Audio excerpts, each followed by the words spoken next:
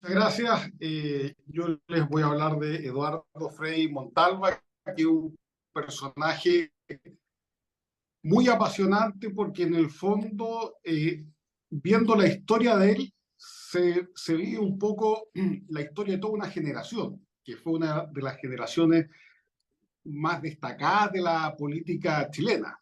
Y para colocarnos en contexto, decir que Eduardo Frei nació en 1911. Vivió parte de su infancia en Lontué, pero después en Santiago ingresó como interno al seminario de los Santos Ángeles Custodios de Santiago. ¿Ah?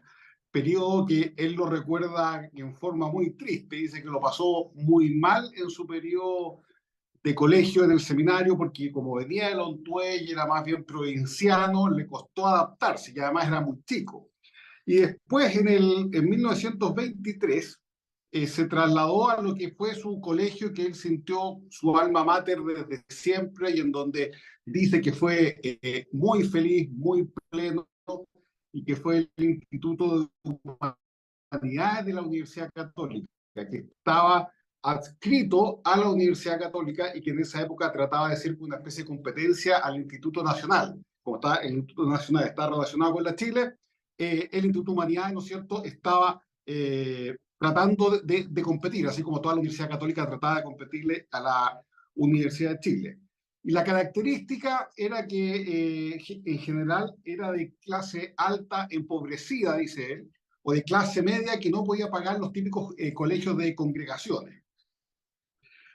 En esta época de colegio, él, bueno, siempre fue bastante piadoso, tuvo una vida de fe real, que poco frecuente a veces en personajes políticos que tienen un liderazgo tan grande. En el caso de él, sí tuvo una vida de fe real, y además vivida muy consecuentemente. Ahí también en 1927, a los 16 años, conoció a la que sería su señora después, Maruja Ruiz Tagle, con la cual pololearon 6 años.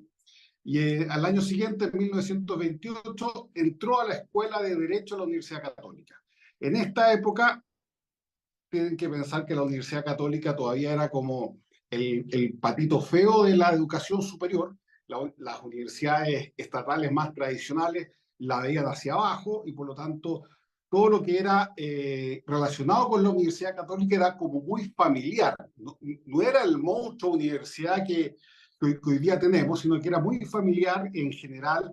La iglesia estaba muy comprometida con la universidad, y las relaciones entre los alumnos y los sacerdotes era bastante fluida. De hecho, un alumno como Eduardo Frei hizo amistades con el que era el rector, los capellanes, los encargados de la acción católica, etcétera. Es decir, era un ambiente bastante como de familia porque eran pocos. Ahí tuvo gran influencia un sacerdote que, bueno, después fue un gran líder en la iglesia chilena, que fue Manuel Larraín, que era más o menos de la misma edad de estos personajes. Larraín había sido ordenado sacerdote en 1927.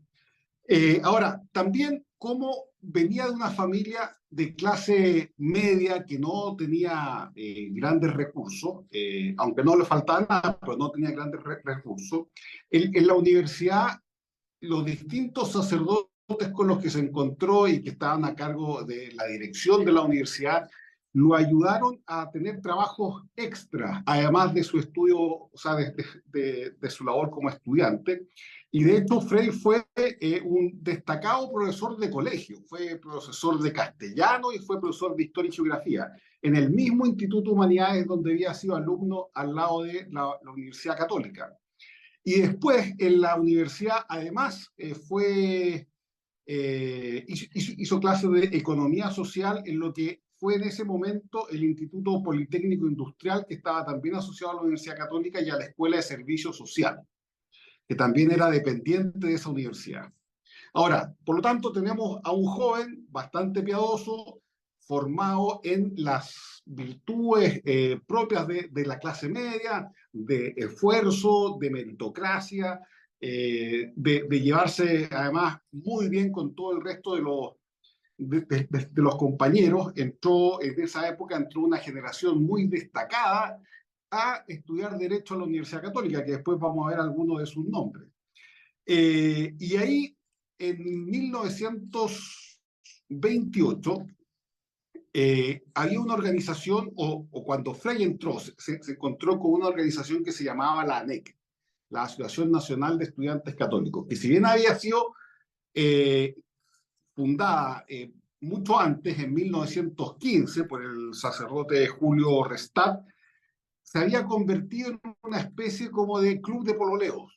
¿Ah? Y por lo tanto había perdido como su perfil propiamente apostólico, propiamente de influencia social, hasta que la acción, o sea, la ANEC cayó bajo la dirección de un sacerdote que también fue muy influyente en toda esta generación social cristiana, que fue Oscar Larsson. Oscar Larsson tomó la Acción Nacional de Estudiantes Católicos, la reactivó, le dio un contenido social cristiano, es decir, de una vocación de fe hacia el servicio público, hacia a lo que eran los desafíos sociales muy grandes. Y ahí, en esa ANEC, a través de la Universidad Católica, entraron personajes como Bernardo Leyton, Lorenzo de la Maza, Jaime Izaguirre, Ignacio Palma, Carlos Ruiz Tagle, Miguel Arteche, Manuel Antonio Garretón, bueno, y el propio Frei. O sea, como pueden ver, había un círculo muy importante de una generación que pocas veces se da en la historia, en donde tantos personajes tan destacados empiezan a convivir ya incluso muchos en el mismo curso. Y después, en este reactivar de la Asociación Nacional de Estudiantes Católicos, se empezó a publicar la revista de Estudiantes Católicos en 1930, que después pasó a llamarse la revista de Extensión Cultural. ¿Y quiénes escribían ahí? Bueno, Jaime Izaguirre, Eduardo Cruzcoque, Ignacio Mata, Julio Filippi, el propio Eduardo Frei, Fidel Araneda, Manuel Larraín, Francisco Vives, Oscar Larsson, es decir, nombres que hoy día a uno le parecen como verdaderos portentos de todo lo que fue el mundo social cristiano, pero en esa época todavía eran todos jóvenes, incluso los sacerdotes que estaban ahí eran muy pares de los jóvenes que estaban en la Universidad Católica. Y esto coincide también, este periodo, con la publicación de la encíclica Quadragésimo Anno de Papa Pío XI, y que fue recibida con mucho entusiasmo por estos sacerdotes jóvenes que estaban a cargo de la ANEC. Y sin embargo fue eh, recibida con cierta frialdad por parte de lo que eran los conservadores más tradicionales, conservadores tanto en la propia iglesia como en el Partido Conservador. De hecho, tomó mucho tiempo o muchas disputas que la encíclica se publicara en el Diario Ilustrado, por ejemplo, que era el diario propiamente del Partido Conservador, y se publicó primero en la revista de la ANEC. De ahí empieza quizás una división que en esta época no se ve tan clara, pero que es la que va a estallar en definitiva, que es una especie entre nuevos católicos y antiguos católicos, que no solamente dividió la política, sino que además dividió a la iglesia. La iglesia también se dividió, ¿no es cierto?, entre católicos como más de avanzada, entre comillas, y otros que eran más tradicionales. Y ahí hay que ver también que la primera participación política de Eduardo Frei se da también en esta época. Hay que recordar que en 1931 cayó Carlos Ibáñez del Campo, y vinieron las elecciones presidenciales donde la ANEC y Eduardo Frei también hicieron campaña por el que sería el presidente Montero, que duró 6 meses en el cargo nomás, que era un radical, pero que era un tipo, un abogado muy serio, y esa fue su primera experiencia política. Ahora, en su último año de universidad, que fue al año siguiente, en 1932, recibió el Gran Premio de la Universidad Católica de Chile, por ser un alumno que reflejaba todos los valores y virtudes de lo que era un egresado de la Universidad Católica. Y apenas salió de la universidad, la ANEC le pagó algo en esa época que era muy excepcional, que fue un viaje a Roma, a Europa, para asistir a lo que fue el Congreso Iberoamericano de Universitarios Católicos, que se iba a realizar en diciembre de 1933. Y eso fue muy gravitante para él. Asistió junto a Manuel Antonio Garretón, los dos, porque después de estar en Roma, Frei se encargó de recorrer cerca como 8 o 9 países. ¿Ah? Recorrió, bueno, Francia, Bélgica, Holanda, Alemania, España, Italia.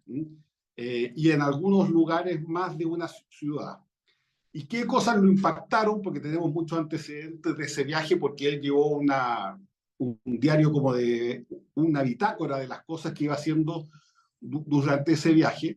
Y en Italia, por ejemplo, lo primero que lo impactó fue Mussolini, y el fascismo. Dice que él estuvo en unas reuniones en estas concentraciones típicas que hacía Mussolini, que hablaba a través del balcón, y quedó muy impresionado por todo lo que era esa movilización de masas propia del fascismo.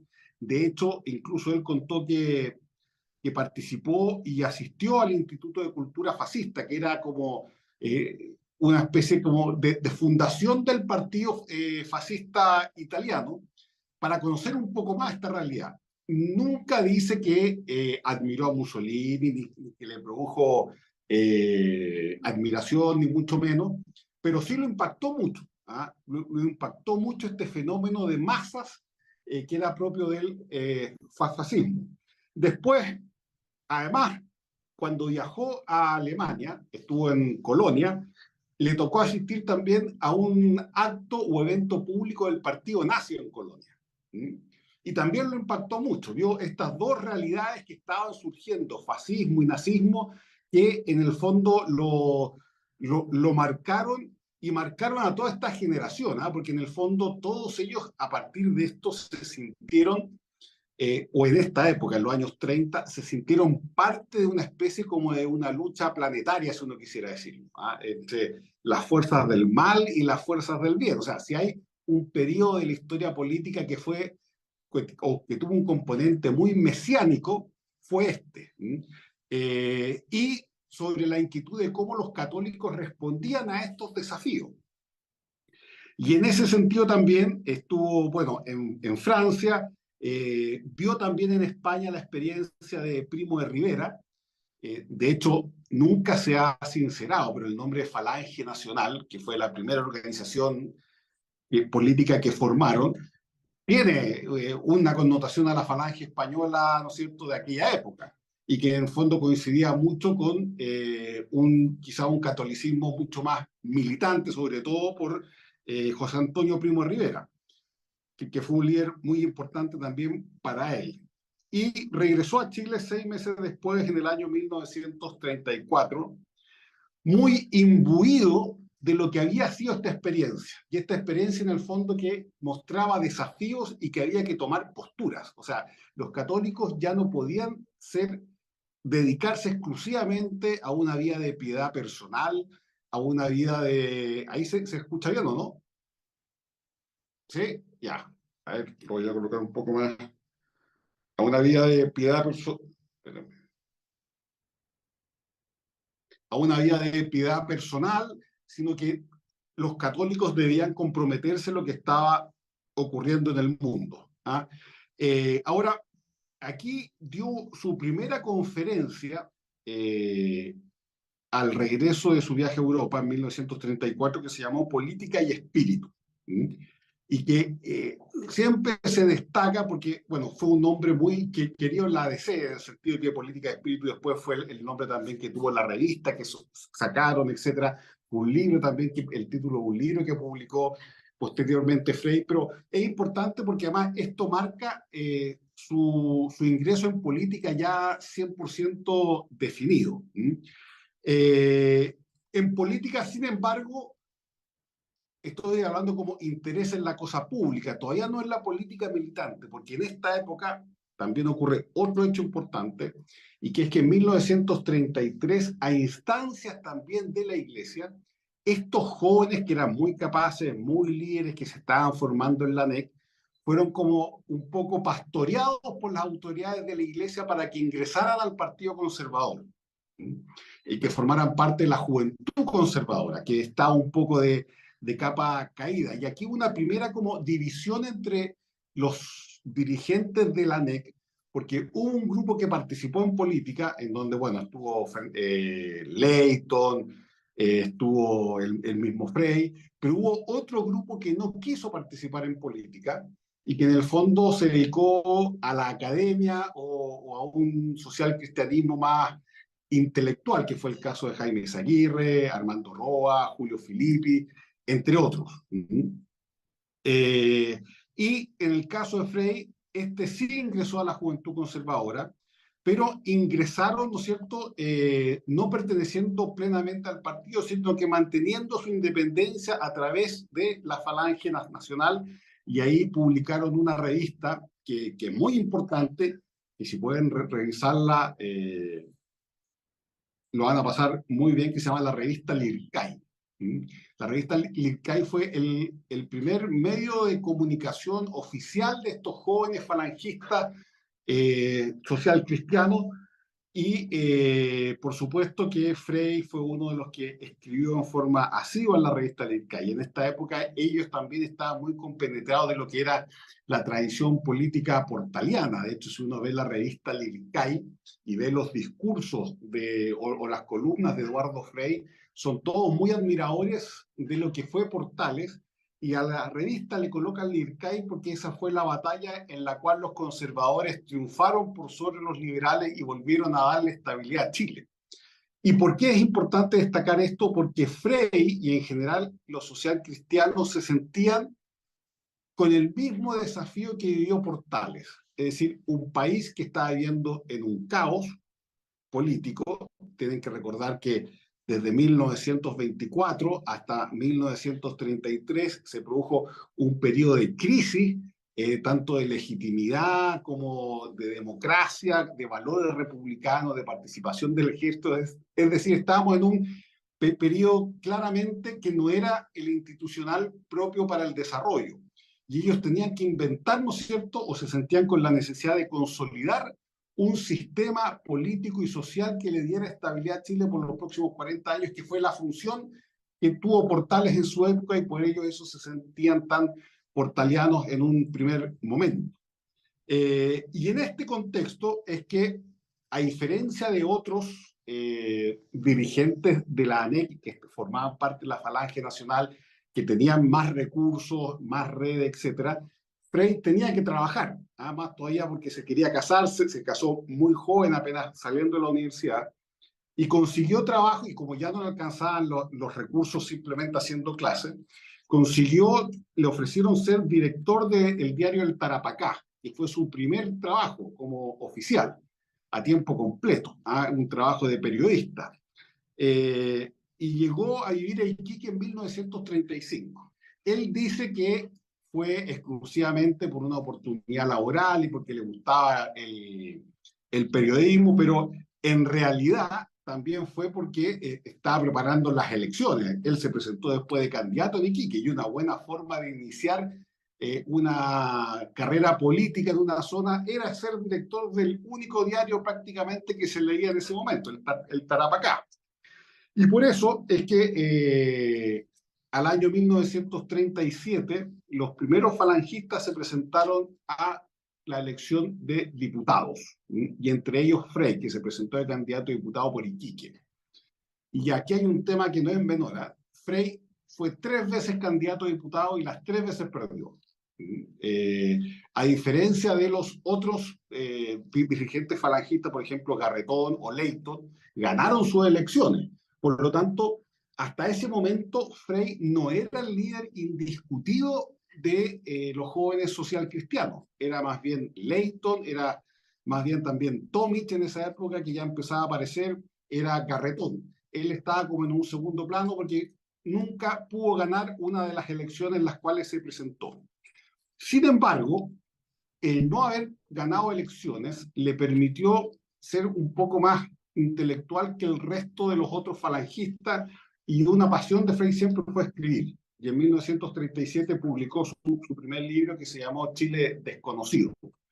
Ahora, Frei publicó varios libros en vida, unos mejores que otros, ninguno una obra de arte, ni mucho menos, porque eran escritos más bien de contingencia, eran más bien escritos de pelea, y por lo tanto de un político que estaba activo más que de un intelectual propiamente tal. Sin embargo, uno sí puede decir que Frei debe haber sido en los presidentes de la historia de Chile uno de los más intelectuales, o sea, el con más vuelo intelectual, quizás incluso, de todos los presidentes que ha tenido en la historia de Chile, haya sido Eduardo Frei, porque fue el que más leyó en su época, fue el que más escribió, fue el que más tomó posturas y por lo tanto tuvo un prestigio en esa época que era muy raro en el sentido de ser un hombre de acción, pero también un hombre de teoría. Ahora, cuando llegó el gobierno de Arturo Alessandri, y después de la elección del 37, cuando los falangistas se habían adueñado un poco del poder, porque a los dos diputados falangistas que habían salido electos se sumaron otros jóvenes que venían del partido conservador, que también eran jóvenes, y hicieron como una especie de bancada chica dentro del Congreso. Fueron 7 diputados que fueron configurando lo que fue la falange y empezaron a tener posturas distintas en muchas votaciones con los dirigentes o parlamentarios tradicionales del mismo partido. Por lo tanto, ahí se empezó a configurar una división que se fue haciendo cada vez más latente. Después también, en ese mismo periodo, los falangistas trataron de adueñarse un poco de lo que fue la juventud conservadora, y aquí en otro intento electoral, Frei se postuló como presidente de la Falange Nacional, de la Juventud Conservadora, y también perdió. Fue la cuarta elección que perdió, ganó Ignacio Palma. Ahora, la división definitiva, ¿sí? La división definitiva de estos jóvenes social cristianos con el Partido Conservador se dio, sin embargo, en 1938, cuando la derecha, Partido Liberal y Partido Conservador, apoyaron a Gustavo Ross. Gustavo Ross había sido no un empresario, sino que un hombre de las finanzas que había hecho una gran fortuna en Europa, era un tipo muy hábil con los números, y fue una especie de vigi de la época, porque a toda la crisis económica que había vivido Chile después de los años 30, o en la primera década, o sea, los primeros años de los 30, el que logró ordenar las finanzas públicas y dio estabilidad económica al país fue precisamente la gestión de Gustavo Ross como ministro de Hacienda. Sin embargo, Gustavo Ross representaba una especie como de antítesis de lo que era el socialcristianismo. Primero, Ross era liberal; segundo, representaba a la aristocracia, a los hombres de dinero, y por ende sin un sentido social muy marcado. Y los falangistas dijeron: nosotros no vamos a apoyar al señor Ross. Dejaron en libertad de acción a sus fuentes, o sea, a sus bases. ¿Y qué ocurrió? Ocurrió lo más inesperado que podía ocurrir, que es que Pedro Aguirre Cerda le ganó a Gustavo Ross por una diferencia mínima, cerca de 4.000 votos, creo que. Y por supuesto, todos le echaron la culpa a los falangistas, que si se hubiesen jugado por la campaña Ross, Ross habría ganado, y por lo tanto fueron los grandes culpables de haber permitido que la izquierda por primera vez llegara al poder electoralmente con, ¿no es cierto?, el Frente Popular. Ahora, esto marcó a la falange en general, porque esto distanció aún más a los jóvenes socialcristianos con el Partido Conservador, y vemos que hay como una especie como de giro de la democracia cristiana a ser ya desde el principio una fuerza de centro-izquierda. Cuando uno dice que la democracia cristiana se ha izquierdizado, la democracia cristiana nace con un sesgo de centro-izquierda. De hecho, no por nada la falange apoyó la candidatura de un radical como Juan Antonio Ríos, y de hecho Frei fue ministro de Juan Antonio Ríos, fue ministro de Obras Públicas. Ahora, en esto también, además de ir configurando una representación política a través de una bancada de diputados, a través de de elecciones de regidores en esa época, empezaron a crear también una especie como de circuito intelectual e ideológico propio de esta tendencia social cristiana. Y de ahí, por ejemplo, crearon la editorial Pacífico, que quizás muchos de ustedes se acuerdan, donde en el fondo era la editorial de la democracia cristiana y que se utilizaba como centro de reuniones también de estos jóvenes falangistas. Ahí publicaron, por ejemplo, el primer libro que publicaron fue La Fronda Aristocrática de Alberto Edwards.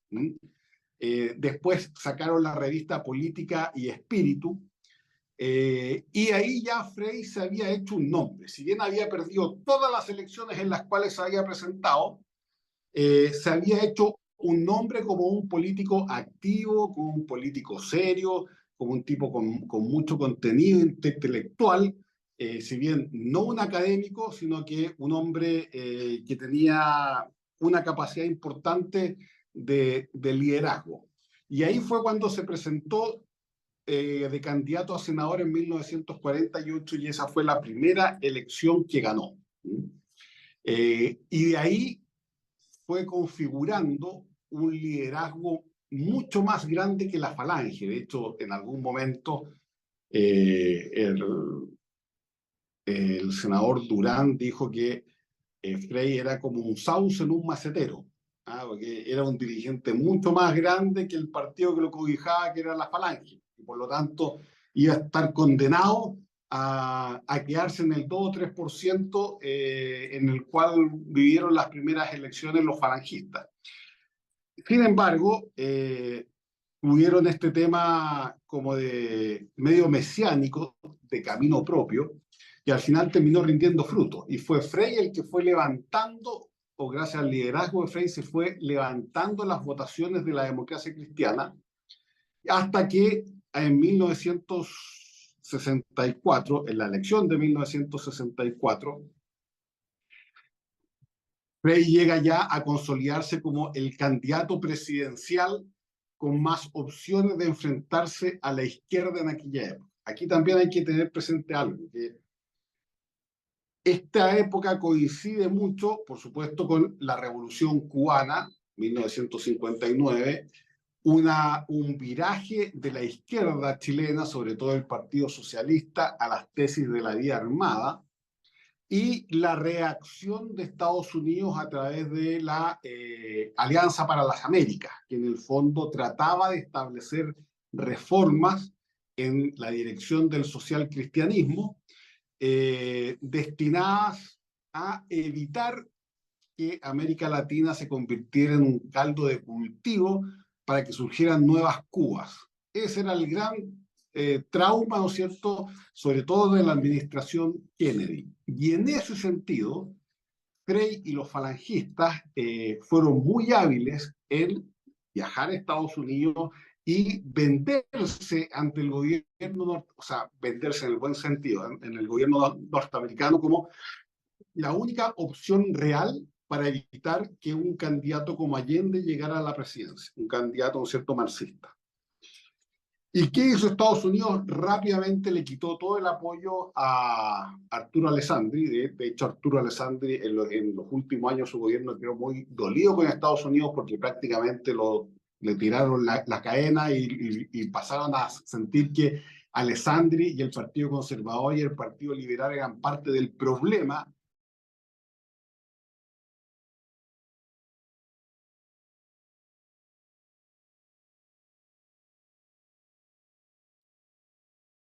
Algo le pasó a Gonzalo, ¿no? Claramente. Claramente algo le pasó. Y sabrá Cuando que se dé cuenta que no va a ser de inmediato, se va a conectar de nuevo. Sí, tenía como que la voz se iba y venía. tú tienes el teléfono, Jimena. Vaya, no sé, espérame, déjame buscarlo. ¿Me escucha ahí o no? Ahí Ahí sí, volvió. búscalo. Sí, Te habías ido a cero. sí, algo pasó. Mm, Ya, Ya, bien. estamos bien ahí entonces, ¿no? Sí, Sí, Ya.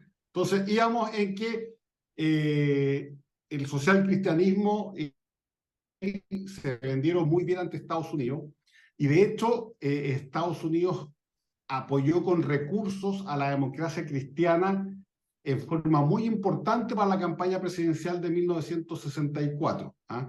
Ahí la democracia cristiana fueron muy hábiles en recibir importantes recursos de varios lados. Los dos principales fueron a través del Departamento de Estado por Estados Unidos, pero también a través de la democracia cristiana italiana, que sintió que la experiencia de la democracia cristiana chilena era realmente una novedad. Piensen que Frei fue el primer presidente demócrata cristiano del mundo, ¿ah? Y por lo tanto tuvo un impacto importante, y un triunfo en Chile podía ser visto también para Europa como un camino de esperanza para enfrentar al marxismo, y por eso sumó muchos apoyos.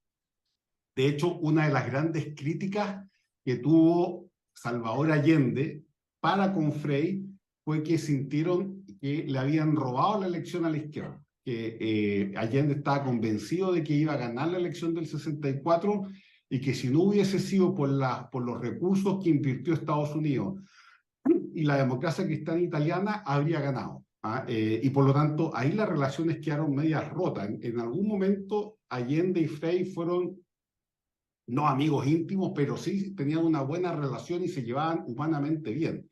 Pero a partir de la elección del 64, esto se quebró por la convicción de Allende de que Frei le había robado la elección por las platas que había recibido, y con cuya plata además había montado una gran campaña del terror en contra de la izquierda chilena. Bueno, estaba, ¿no es cierto?, por lo tanto, planteada el desafío electoral en 1964 a tres bandas: Julio Durán por la derecha, Eduardo Frei por la ruptura social cristiana, y estaba Salvador Allende por la izquierda. ¿Y qué ocurrió? Bueno, algo que todos ustedes deben conocer también, que se llamó el Naranjazo. El 15 de marzo de 1964 se realizó una elección complementaria en Curicó. Había muerto un diputado que era muy querido en esa zona, socialista, de apellido Naranjo, era profesor de biología, por tanto había sido profesor en todos los liceos y en muchas escuelas rurales, etc. Y la izquierda muy hábilmente llevó de candidato al hijo que se llamaba igual, ¿ah? Óscar Naranjo, y el hijo se llamaba Óscar Naranjo también. Y con el agravante que Óscar Naranjo hijo, si bien no tenía la llegada y la personalidad del padre, también era buena gente como el padre, y por lo tanto tenía un voto como especie como cautivo. Y ahí, ¿qué ocurrió? La derecha cometió un error gigantesco y trató de presidencializar esa elección complementaria. ¿Ah? Y por lo tanto tomó como un desafío personal o como un adelanto de la próxima elección presidencial el resultado que se iba a obtener en esa elección en Curicó. Partieron todos los parlamentarios conservadores y liberales, ¿no es cierto?, a participar en la elección.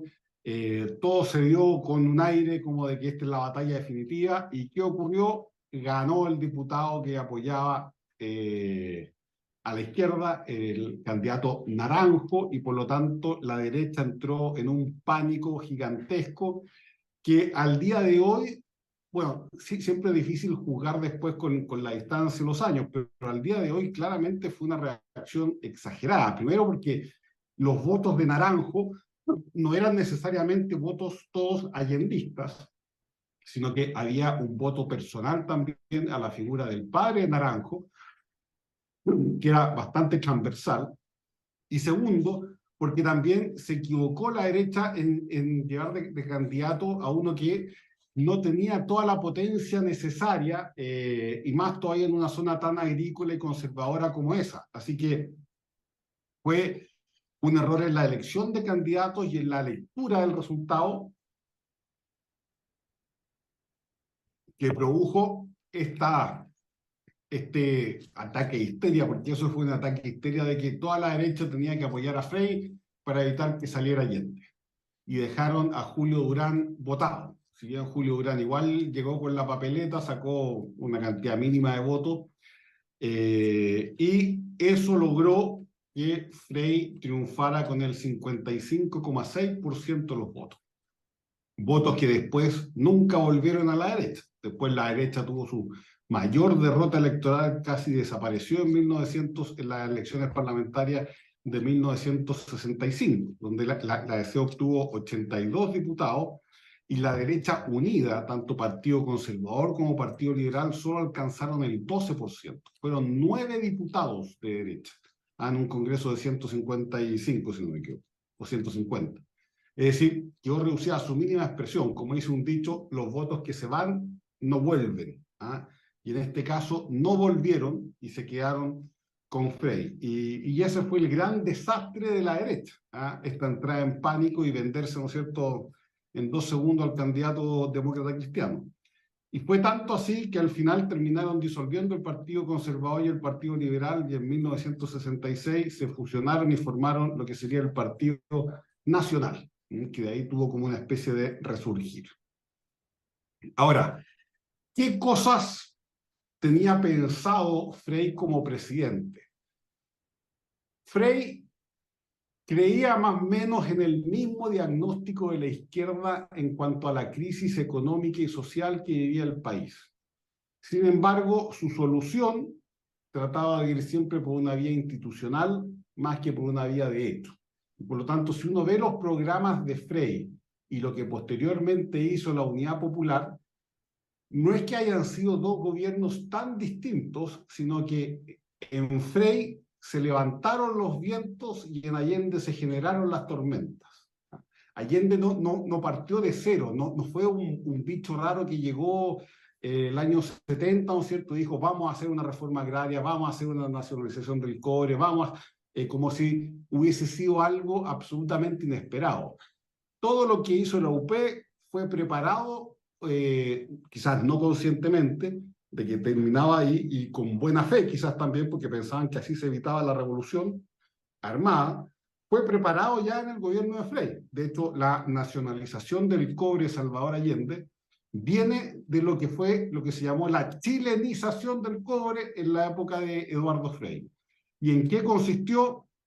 Consistió en que, bueno, también mucho antes de Frei, ya en los años de Ibáñez, en el 52, Chile había entrado en la convicción, o la intelectualidad chilena, en la convicción de que las inversiones norteamericanas no estaban sacándole todo el rendimiento posible a la industria del cobre, y que nosotros podíamos ser primeros a nivel mundial en la producción de cobre, y los norteamericanos solamente estaban produciendo lo justo y necesario, sin querer invertir en nuevas tecnologías y ampliar, ¿no es cierto?, la explotación de las minas.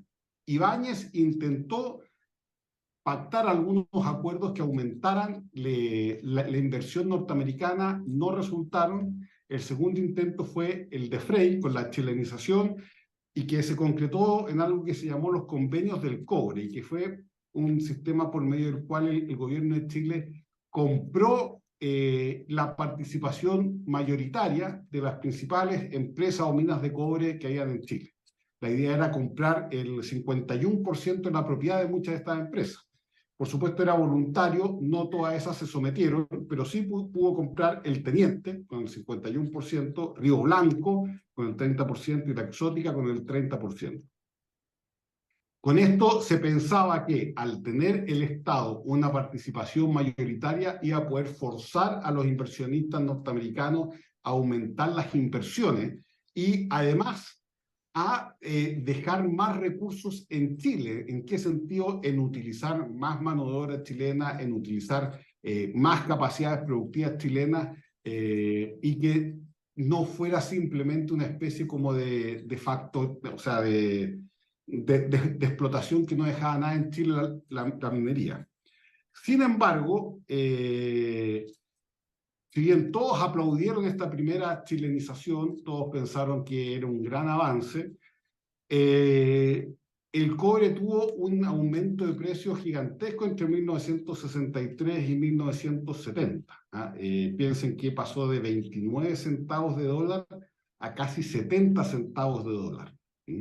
O sea, los ingresos que se generaron por el tema del cobre fueron muy grandes, y Chile había pactado una cierta un cierto valor futuro del precio del cobre que era mucho más bajo que lo que terminó siendo, y al final el resultado fue que la chilenización del cobre no significó ninguna inversión gigante por parte de los norteamericanos.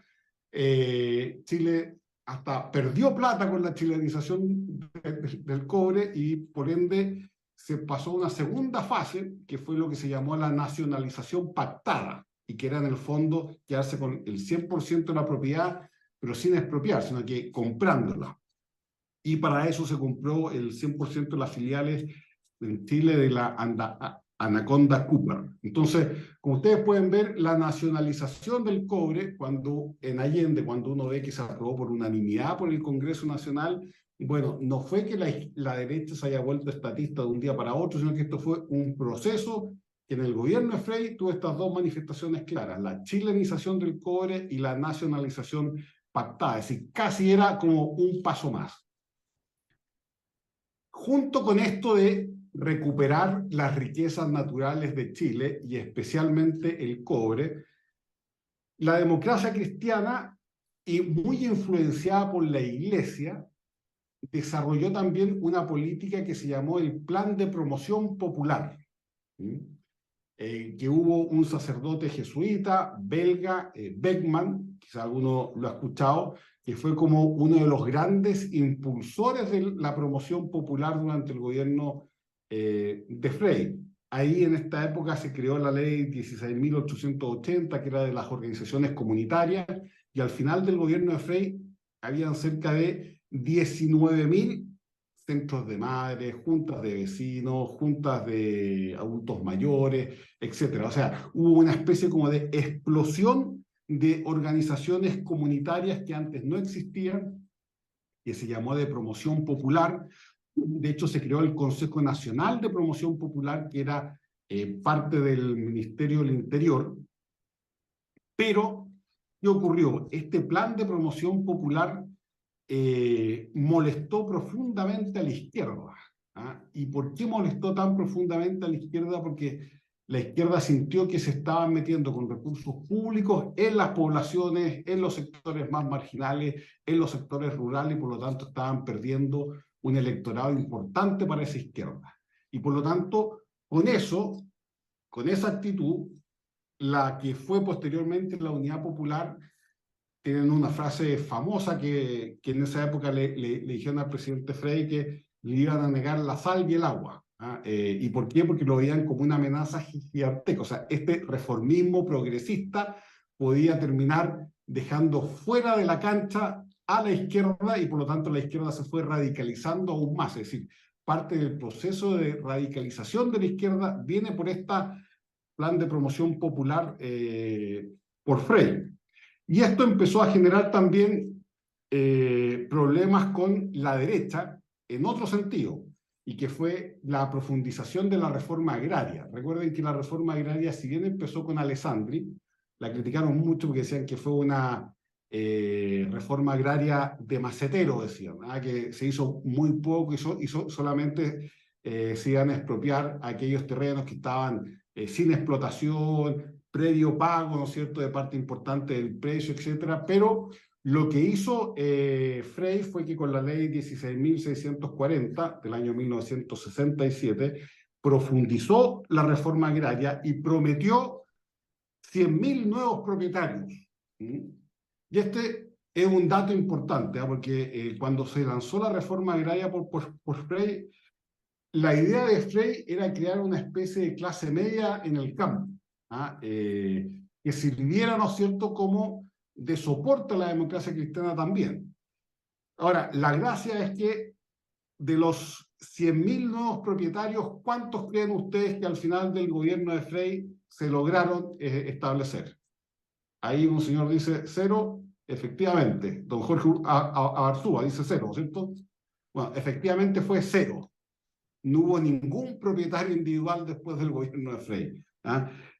¿Por qué? Porque todos quedaron después en la cora y no se hicieron nunca las divisiones individuales de esas propiedades.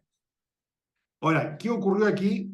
Y para que vean el impacto de la reforma agraria, con Jorge Alessandri se expropiaron un poco más de 450 predios con 1 millón de hectáreas más o menos.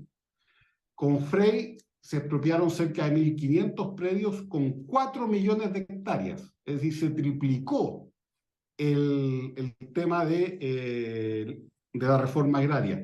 Incluso Allende, durante el gobierno de Allende, se expropiaron 5 millones, es decir, solamente 1 millón más de lo que hizo la democracia cristiana. Es decir, el gran impulsor de la reforma agraria fue la democracia cristiana, que después, bueno, tuvo su culminación en el gobierno de Allende. Pero como pueden ver también, además de la nacionalización del cobre, Allende venía de este primer inicio de Frei. La reforma agraria de Allende venía de este primer inicio de profundización de Frei. O sea, lo de Allende en muchos aspectos fue una culminación de lo que fue el gobierno de Frei. Lo que pasa es que en esa época también la democracia cristiana tenía esa creencia un poco ingenua de creer que los procesos sociales se pueden controlar una vez que uno los desata, ¿ah? Y por lo tanto que se podía hacer la nacionalización del cobre llegando hasta cierto punto nomás. Se podía hacer la reforma agraria llegando hasta cierto punto nomás, pero lo que mostró la realidad es que cuando uno desata ciertas fuerzas, después no las para más. Y lo que ocurrió fue eso, el gobierno de Allende fue las mismas fuerzas que incubó Eduardo Frei durante su gobierno, pero disparadas, ¿no es cierto?, y potenciadas hasta el infinito. Después, esto generó, por lo tanto, también un rechazo profundo en la derecha, es decir, teníamos a este gobierno demócrata cristiano, ya por convicción propia no quería transar ni con la derecha ni con la izquierda, pero además se sumó que la izquierda veía en el plan de promoción popular una amenaza para la existencia de la izquierda y la derecha veía en la reforma agraria una amenaza a la sobrevivencia de la derecha como sector político y sector social. Es decir, pisó todos los callos el gobierno de Eduardo Frei, y esa fue una de las razones por las cuales se fue quedando solo. Y a partir de 1967, porque uno cree que el problema de la democracia chilena y la violencia que se vivió en la UP empezó con la UP, no, empezó con Frei en 1967, cuando se le negó el viaje a Estados Unidos. Para poder viajar a Estados Unidos necesitaba autorización del Senado, y el Senado no le dio autorización. Fue un encuentro entre poderes gigantesco, y en esa época empezó la violencia. La violencia porque estas fuerzas que se desataron, que creían que se podían controlar, se soltaron al final. Aquí surgió el MIR, el MIR se fundó en 1965, pero sus acciones violentas las inició entre 1967 y 1968.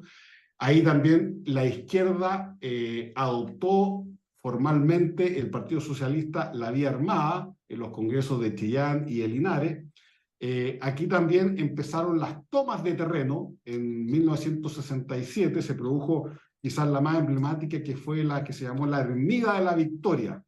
Y a partir del 67 se estableció un ciclo de tomas que solamente fue creciendo después con el tiempo. Es decir, todas las tomas que también se produjeron durante el gobierno de la Unidad Popular se incubaron en el gobierno de Eduardo Frei. Y además se sumó al hecho de que estas fuerzas desatadas revolucionarias, que ya no se podían controlar, empezaron a afectar a la propia democracia cristiana y empezaron a producirse divisiones importantes. De hecho, de la división de la democracia cristiana después surge el MAPU, y después del MAPU surge la izquierda cristiana, y sobre todo en los que eran los diputados más jóvenes. Además, en esa época también, en 1967, se produjo la toma de la Universidad Católica. El Partido Nacional también, a partir de 1967, empezó a tomar una postura mucho más de combate en contra del gobierno. Y como les dije, empezó la vía insurreccional del MIR y los congresos de la vía armada por parte del Partido Socialista.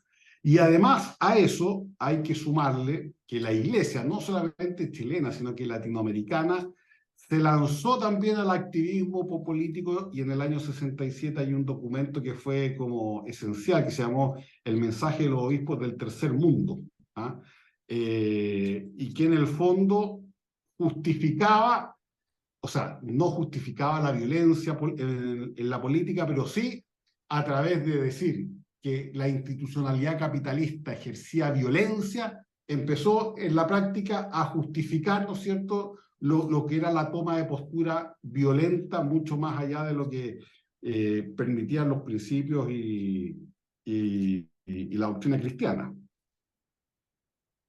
En este periodo, por lo tanto, a partir del 67, se produce este verdadero estallido de ataque a la convivencia democrática. La democracia está bajo asedio. Eso no empezó el 70 con Allende, sino que empezó el 67 con Frei. Y una de las manifestaciones quizá más claras fue lo que se llamó la matanza, la Pampa Irigoyen, que fue en Puerto Montt, que fue un hecho como muy central porque a estas tomas se tomó la decisión de enfrentarlas. En Puerto Montt, casi el 30% de la ciudad de Puerto Montt vivía en campamentos tomados. Uno de ellos era Pampa Irigoyen y en el momento en que Edmundo Pérez Zukovich era ministro del Interior, se ordenó el desalojo de lo que era esta toma y, bueno, hay distintas versiones al punto que terminó en una balacera gigantesca, murieron 8 pobladores, cerca de 50 terminaron heridos y se produjo una división ya profunda entre la izquierda y la democracia cristiana que no terminó hasta el asesinato de Pérez Zukovich, porque en el fondo la izquierda, y lo dijo Frei y Elwin también en el funeral de Pérez Zukovich, la izquierda le puso una especie de condena a muerte a Pérez Zukovich después de la matanza de la Pampa Irigoyen, siendo que él no haya tenido responsabilidad directa, y por lo tanto Frei siempre dijo que la izquierda, si bien no había apretado el gatillo, o el Partido Socialista, el Comunista, sí habían colocado todos los incentivos para que ese crimen existiera, y por lo tanto se produjo una división ahí aún mayor. De hecho, se empezó a hacer popular atacar a la democracia, a calificarla de burguesa, a calificarla, ¿no es cierto?, de democracia para unos y no para todos. De hecho, hay una canción de Ángel Parra en aquella época que demuestra un poco el ambiente. Dice la canción en un estribillo, dice: qué linda es la democracia en este hermoso país, qué hermosas son las callampas que se pueden construir. O sea, en el fondo, sí, somos democracia, etcétera, pero aquí los más pobres viven en la miseria. Y por lo tanto, esta democracia es inmoral. Y eso es un tema que se acuñó en los últimos años del gobierno de Frei. Este sentido de que la democracia burguesa o liberal, tal como se venía conociendo en Chile, estaba acabada y había que avanzar hacia nuevos objetivos.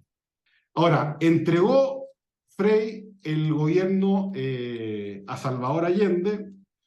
Desde el principio Frei estuvo convencido de que el gobierno de Allende iba a terminar mal, porque la izquierda, según Frei, no estaba preparada para gobernar democráticamente, y a pesar de todos los esfuerzos que se hicieron para tratar de limitar la acción de la Unidad Popular a través del Estatuto de Garantía, etcétera, al final los diálogos entre la ADC y la Unidad Popular se hicieron imposibles. Más todavía cuando Frei fue objeto de ataques gigantescos por parte de la Unidad Popular.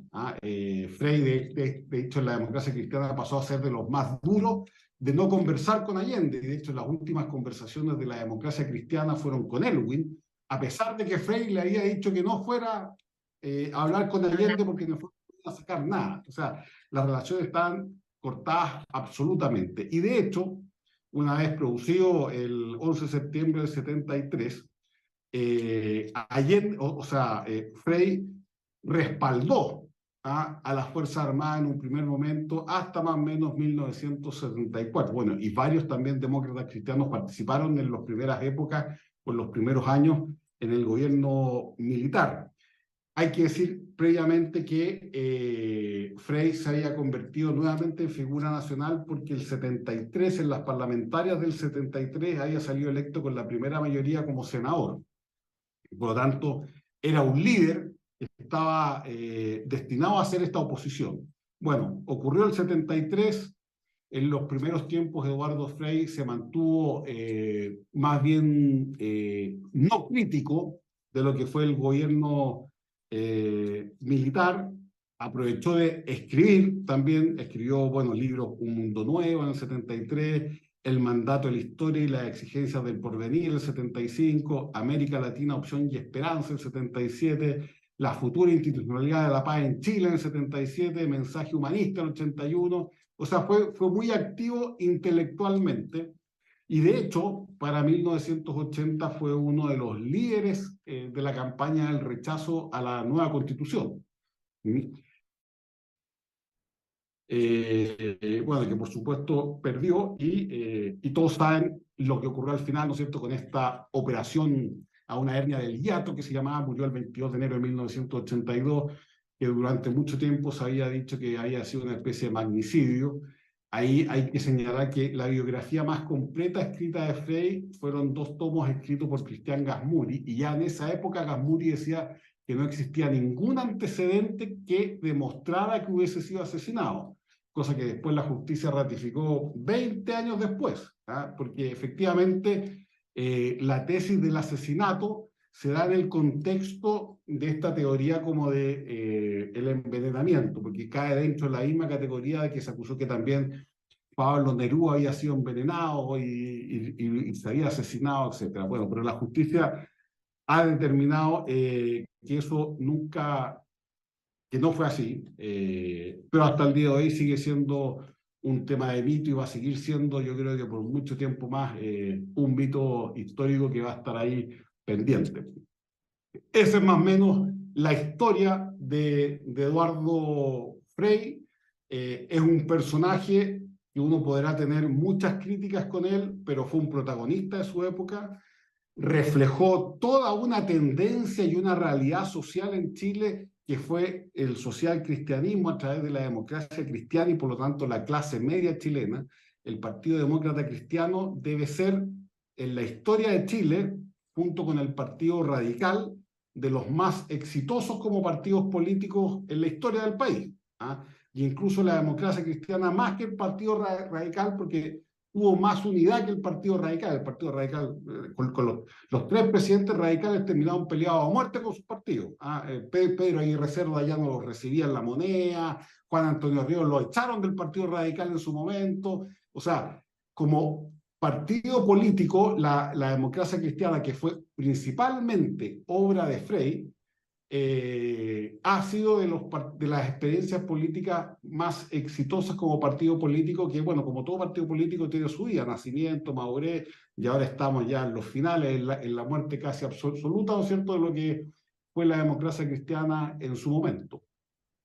Eso pues, no sé si me alargué mucho, No, estuvo excelente. Gracias, Gonzalo. pero Muy tengo, importante. tengo todo el tiempo que quieran para preguntas, dudas, comentarios, así que ningún problema. Ya, Patricio, empecemos con Patricio, que levantó la mano ahí. Hola Gonzalo, muchas gracias. Mira, una consulta. Lo que pasa es que un poco lo quiero trasladar hacia los tiempos actuales, ¿ah? Así que cuidado con la pregunta que te hago. Es que en ese momento el social cristianismo, que parece ser, que pareciera ser que es como la solución para el país, digamos, así, ¿ah? ¿En qué sentido? De que no está como al centro, no está con la ultra izquierda en el sentido de tener todo un Estado. Tampoco está con la derecha, la derecha antigua, digamos, que, no, era demasiado liberal y qué sé yo, esa parte. ¿Cómo ves al social cristianismo en esta época? ¿Qué, ¿Cómo ves tú la pureza del social cristianismo? Ni siquiera cuestionado ya, porque en ese momento también existía la famosa Guerra Fría y estaban por todo lugar influyendo por todas partes, en Estados Unidos, rusos, los cubanos, qué sé yo. Entonces, había todo un enredo. Entonces, pero como social cristiano, ¿cómo lo ves en la actualidad algo así? O sea, ya esto es una opinión personal mía nomás. Yo el social cristianismo lo veo casi muerto, ¿ah? Y por varias razones, no solamente políticas. Piensen que en la época de Frei, en los años 30, 40, estamos hablando de una iglesia muy pujante, con mucho prestigio. La iglesia hoy día está en segunda línea. De hecho, ya prácticamente no es sujeto de discusión ni de debate. Ha caído un desprestigio grande por los últimos, bueno, por todos los temas de pedofilia, etcétera. O sea, ya no tiene el apoyo vital de una iglesia que se movía y que tenía y que influía en la vida de las personas, como era la iglesia en los años 30, 40, 50. Pensé que en la época del Padre Hurtado, en la época de la evangelización jesuita gigantesca en Chile. O sea, ese contexto religioso hoy día no existe, y por lo tanto eso dice mucho también de la capacidad que tenga la democracia cristiana para poder reactivarse. Lo otro también, y que lo hace distinto, bueno, que lo hace distinto hasta hace poco, porque ahora con el tema más, como ha caído la concertación, el tema de pasar casi 20, o sea, casi 30 años en el gobierno, también produce un desgaste grande. Aquí en la época de Frei, la democracia cristiana era el nuevo, era el novato, era el que venía con toda la energía, al que no le podían sacar nada porque nunca había estado todavía en el gobierno y por lo tanto tenía una ilusión y una hoja de vida bien en blanco. Hoy día la democracia cristiana pasó 20 años en el poder y por lo tanto no tiene la misma juventud ni el refresco por ende de lo que fue la democracia cristiana en los años 60. O sea, hoy día replicar una experiencia social cristiana como la de Frei y la democracia cristiana de los años 50 y 60, yo creo que es imposible. Eso fue algo que ya murió y ya no fue. Ahora, que los cristianos no tengan una forma de participación especial en política, puede ser, pero eso va a tomar sus buenos años y décadas quizás en consolidarse. Perfecto. Gonzalo, relacionado con esto, Gonzalo Álvarez pregunta ¿a qué se debe la desaparición o la poca presencia del Partido Radical y de la democracia cristiana hoy en día? Yo creo que en parte ya lo contestaste, pero ¿hay alguna diferencia? ¿Por qué los radicales también cayeron Sí, tanto? a ver, lo que pasa es que ambos cumplieron el mismo rol, que fue ser partidos de centro y tratar de asegurar gobernabilidad. Lo que pasa es que el Partido Radical también tuvo, y lo que fue parte de su grandeza, tuvo una filosofía detrás que hacía que el ser radical, al igual que ser demócrata cristiano, fuera mucho más que pertenecer a un partido político. Uno formaba parte de una visión del mundo, de una forma de vivir. Los radicales eran, cuando uno habla de radical, masón y bombero, bueno, efectivamente, la mayoría era radical, masón y bombero.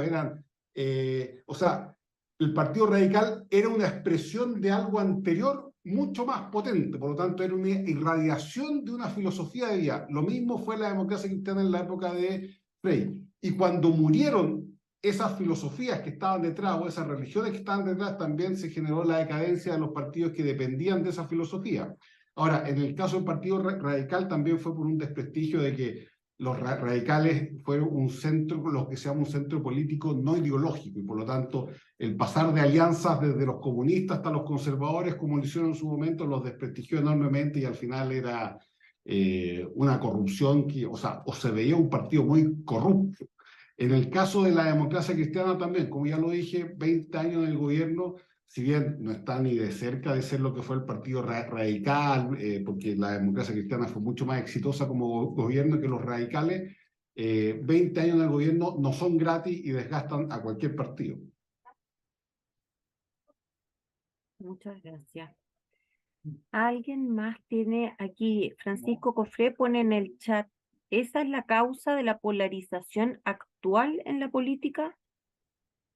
No, la causa de la polarización, bueno, hay muchas causas, pero al menos la que yo he investigado harto es el surgimiento de una nueva izquierda en Chile, que es una izquierda radical, es una izquierda post-marxista, es una izquierda de nuevo cuño, que en Chile se venía gestando desde 1990, más o menos con la zurda y otras instituciones que se fueron forjando después, y que al caer todo lo que fue la centroizquierda socialdemócrata, ocuparon ese espacio de la izquierda y la centroizquierda, que es hoy día el Frente Amplio, el Partido Comunista, etc. O sea, la polarización en Chile empezó por eso, por el surgimiento de un actor político que pensábamos que se había extinguido, que es una izquierda que justifica la violencia, ¿ah? Y que cree que la democracia no es un fin, bueno, nunca un fin, pero que la democracia es una institución que, de imposición de clases, como era la antigua convicción marxista-leninista, ¿no es cierto?, de los años 60, que el Estado en el fondo era el sistema por el cual una clase, la clase de los explotadores, sometía a la clase de los explotados. O sea, todo ese tema surgió nuevamente y surgió, bueno, ya un proceso más complejo, ¿eh? Pero sucedió con la caída del muro de Berlín. Hubo muchos intelectuales de izquierda que trataron de buscar nuevas explicaciones o nuevas formas de actuar en política, y ahí surgió el posmarxismo, que ahí podríamos dar una clase gigante también de lo que es el posmarxismo. Aquí José Ruiz pregunta algo bien difícil, pero que en realidad es importante. ¿Por qué la izquierda en Chile es tan fuerte? Eh, Es simple, pero es difícil. bueno, porque a ver, no solamente en Chile, sino que en América Latina en general es fuerte. Y es porque tenemos una sociedad que se forjó también con muchas diferencias sociales, ¿ah? Chile hasta los años 60 era un país no pobre, era miserable casi, ¿ah? Aquí teníamos 20% de analfabetismo, teníamos una muerte de, ¿cómo se llama esto?, de niños al nacer que era gigantesca, desnutrición gigantesca, teníamos gente que vivía en poblaciones calcayampo, bueno, como decía Ángel Párrafo, ¿ah? Qué linda es la democracia en este hermoso país, qué hermosas son las callampas que se pueden construir. O sea, de una realidad social muy marcada, que fue caldo de cultivo importante para que la izquierda pudiese tener un sitial y un lugar importante.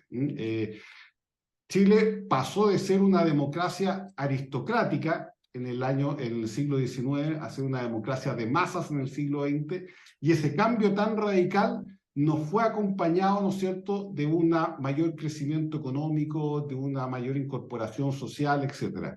Y por eso la izquierda en general siempre ha sido tan fuerte en América Latina, y por eso aquí hemos tenido las guerrillas, aquí hemos tenido los Che Guevara, aquí hemos tenido los Hugo Chávez, porque hay una realidad social que hace que la izquierda sea potente. Mm. Mira, aquí, perdón, que estoy buscando. Rodrigo Ojeda hizo otra pregunta ahora, pero la anterior me parece interesante porque preguntaba por qué el Frente Amplio se identifica con la UP y Allende. Y yo voy a agregarle algo a la pregunta, y es, o sea, ¿qué es lo que tienen realmente en común? Porque de repente uno piensa que los comunistas, no los llamemos clásicos, pero de la época de Allende, no habrían aceptado muchas cosas que propone el Frente Amplio. Tal vez sí, tal vez no, o no les importa, pero yo no me los imagino, no sé, siendo los adalides de la ideología de género, ni ninguna de esas cosas. No sé. ¿Qué es lo que tienen en común? Solo Eh, sería, sería en realidad lo de la violencia, lo del uso de la violencia como camino legítimo. no, lo que pasa es que, eh, bueno, esto puede sonar un poco soberbio lo que voy a decir, pero se sienten identificados con la UP de puro ignorantes que son nomás, porque no conocen lo que fue la UP. ¿Ah? Entonces se han quedado con la imagen mítica de lo que fue Allende, entonces se han inventado un cuento que poco menos que Allende era una cruzada de solidaridad, de humanidad, en que todos corríamos por la pradera de la mano, y por lo tanto ya nadie podía ser más bueno que Allende, y ese mito se lo tragaron ellos. ¿Ah? Y ya han funcionado en ese mito. Por ejemplo, varias veces yo he escuchado a Boric decir que todavía Chile no ha entendido lo profundamente democrático que fue el proyecto de la Unidad Popular. Y el proyecto de la Unidad Popular, en esencia, lo que más fue antidemocrático, fue totalitario. O sea, y no entender esa distinción es porque simplemente no se ha estudiado mucho o no se ha llegado al último análisis, y eso pasa también porque bueno, con el 11 de septiembre y el suicidio de Allende, la figura se convirtió en mito. Y ese mito es lo que sobrevive, y por lo tanto ellos están anclados al mito más que a la realidad de lo que fue la Unidad Popular.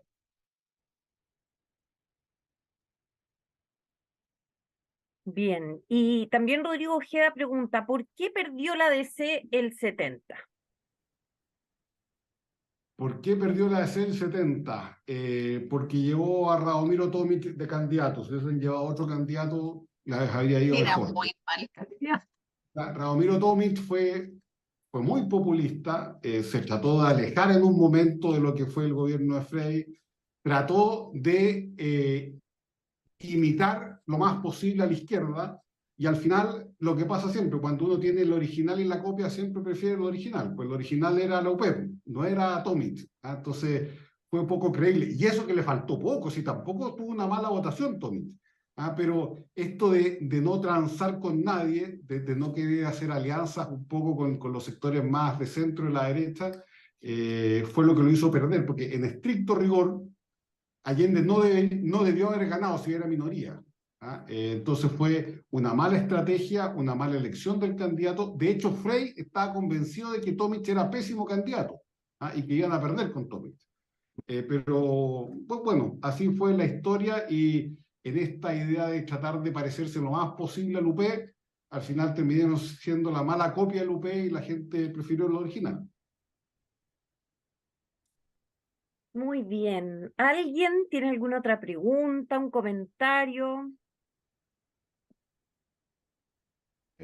Otro por acá. Patrick. Perdón. Gonzalo, mira, ya, está súper bien, digamos, el tema, porque en realidad el social cristianismo, digamos, era como el partido político de la iglesia, digamos así. Y podríamos decir que el Partido Radical era el partido político de la masonería, ¿cierto? Eso está claro, es así. Ahora, como esa parte religiosa en estos tiempos actuales no existe, ¿no? Digamos, o están muy supeditados, o ya han perdido mucho poder, han perdido influencia también. Eh, pero la constitución actual que nosotros tenemos tiene mucho de cristiano. Sí. Ahora, y el país es cristiano, en realidad, en general. Y en realidad todo lo que está sucediendo con la constitución y toda la cuestión tiene algo que ver también con eso. Ahora, ¿cómo ves esa parte? Esa parte de la influencia, digamos, como de nación chilena, digamos así, con formación cristiana. No necesariamente la iglesia, volvemos a la iglesia, la formación cristiana. ¿Cómo ves esa parte en la influencia política de aquí para adelante, como para que nosotros volvamos a tener, o sea, no sé si volvamos, pero que tengamos un país ordenado con una cierta mística, una mística o una identidad profunda de chilena, digamos así, y no seamos tan intervenidos, o defendernos un poco de la globalización o globalismo, por ejemplo, digamos. ¿Cómo ves esa parte? La influencia cristiana en todo en nuestro sentido común, digamos. También esta es una opinión personal mía, pero yo creo que estamos lejos de poder volver a tener expresiones cristianas puras en política. Yo creo que lo que va a ocurrir es que los cristianos van a estar en distintos partidos y van a tratar de influir en esos distintos partidos. Ahora, yo creo que lo que rescata la esencia de lo que es Chile, lo que tú dices, Patricio, en el fondo de darnos orden, de darnos cierto consenso republicano.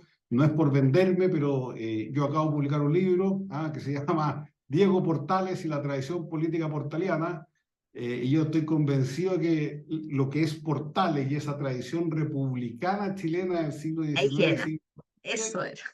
es como la nueva forma que tenemos nosotros de recuperar un orden, una tradición, un concepto de nación, un concepto de país, que es lo propio de la centro derecha. Yo creo que va más por rescatar esos principios republicanos de siempre que ha tenido la derecha, más que buscarlo en el social cristianismo, por ahora.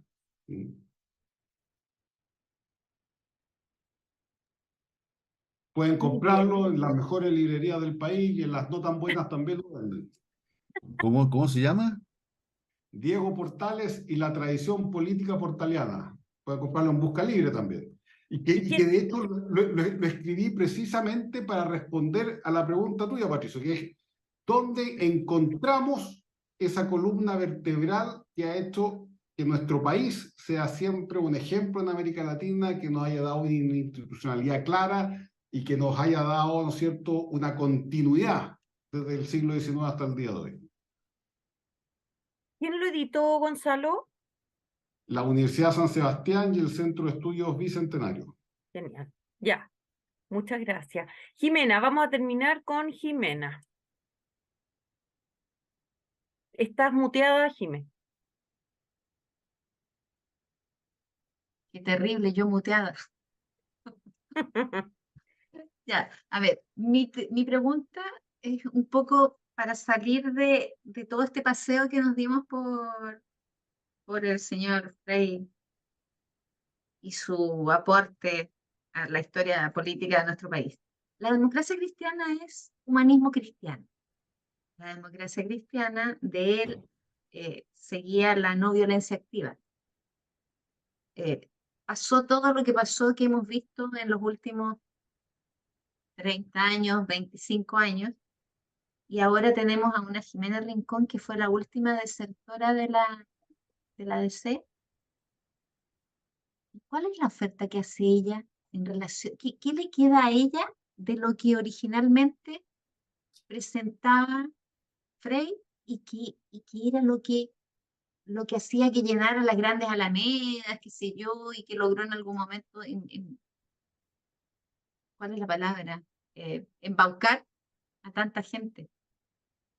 No, nada, pues, si la democracia cristiana hoy día, ni la Jimena Rincón, ni todos los personajes que están hoy día no tienen absolutamente nada de lo que fue la ADC en los años 50 y 60. No, bueno, por eso está como está. Sí, po. Pero no representan nada, o sea, son puros caciques. No hay ni votos ni tropa ahí en ese centro político. Claro. O sea, no way. Bien. Gracias, Gonzalo. Gracias a todos los que se conectaron hoy día. Estén atentos a las charlas de las próximas semanas. Y esperamos tener de nuevo a Gonzalo Arenas como profesor porque nos encanta, ¿cierto? No, qué bueno que les haya gustado, pues yo feliz de conversar siempre. Ya, qué bueno, Gonzalo. Le vamos a decir al profesor Rojas para que te Bueno, incluya en más clases. Sí, hay que listo. llamarlo al tiro. Al Ya, hay tiro, que al amarrarlo tiro. al tiro. Cuando él hace esas declaraciones, tú lo tomas de ahí mismo y mañana en la mañana tienes listo el compromiso y la agenda con hora. Ya, bien. Eso vamos a tener que hacer entonces. Bueno, muchas gracias a todos y nos vemos la Super. próxima semana. Que les vaya bien. Gracias. Hasta Adiós, luego. chao, Gonzalo, gracias. Hasta luego.